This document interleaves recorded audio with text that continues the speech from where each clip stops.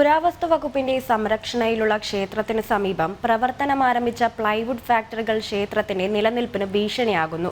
പെരുമ്പാവൂർ കല്ലിൽ ഗുഹാക്ഷേത്രമാണ് തകർച്ച ഭീഷണി നേരിടുന്നത്. ക്ഷേത്രത്തിന് സമീപമായി 10ഓളം പ്ലൈവുഡ് ഫാക്ടറികളാണ് പുതുതായി പ്രവർത്തനമാരംഭിക്കുന്നത്.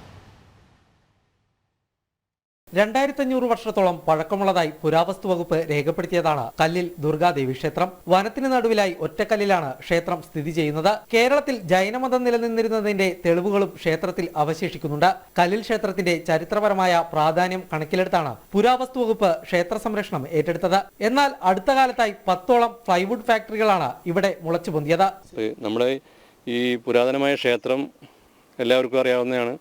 ടൂറിസ്റ്റ് കേന്ദ്രമാണ്. അതുപോലെ ആർക്കിയോളജി വകുപ്പ് ഏറ്റെടുത്തേക്കുന്ന ക്ഷേത്രമാണ്. അപ്പോൾ ഇതിൻ്റെ പരിസരത്തൊക്കെ ഈ ക്ഷേത്രത്തിൻ്റെയൊക്കെ ഇത്ര കിലോമീറ്റർ ചുറ്റളവിൽ കമ്പനി വരാൻ പാടില്ല നിയമമുണ്ട്. അതനുസരിച്ച് ഇനി ഇവിടെ അടുത്ത കമ്പനിക്ക് വന്നു കഴിഞ്ഞാൽ നമുക്ക് ഈ ക്ഷേത്രമുണ്ട്. അതുപോലെ തന്നെ ഇവിടെ തുരങ്കം, ഈ കനാലിൻ്റെ 1 കിലോമീറ്റർ പാറ പൊട്ടിച്ച തുരങ്കമാണ്.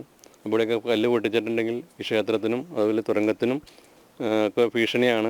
ഫാക്ടറി നിർമ്മിക്കാൻ മലയിടിച്ച് മണ്ണെടുപ്പ് നടക്കുകയാണ്. ഇതോടെ ചരിത്രവും വിശ്വാസവും ഇടകലർന്നു കിടക്കുന്ന ക്ഷേത്രം തകർച്ചാ ഭീഷണി നേരിടുകയാണ്. ഫാക്ടറികളുടെ പ്രവർത്തനം മൂലം സമീപത്തെ ശുദ്ധജല സ്രോതസ്സും മലിനമായി. ഈ അമ്പലത്തിലേക്ക് വെള്ളം നമുക്ക് കിട്ടുന്നത് ഈ പാടത്ത് ഇപ്പം നമ്മുടെ മോളിൽ നിന്നുള്ള ഈ പ്ലൈവുഡ് കമ്പനിയിൽ നിന്ന് ഒഴുകി വരുന്ന തോടുണ്ട്. അതിൽ ആ തോട്ടിൽ കൂടെ വരുന്ന വെള്ളത്തിൻ്റെ ഭാഗത്താണ് നമ്മുടെ ഈ ഇങ്ങോട്ട് അടിച്ചു വരുന്ന പമ്പ് ചെയ്ത് വരുന്ന വെള്ള സ്രോതസ്സുള്ള കുളം.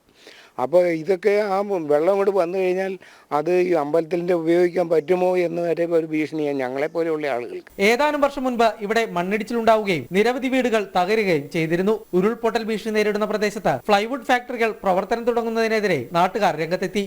ജനം, കൊച്ചി.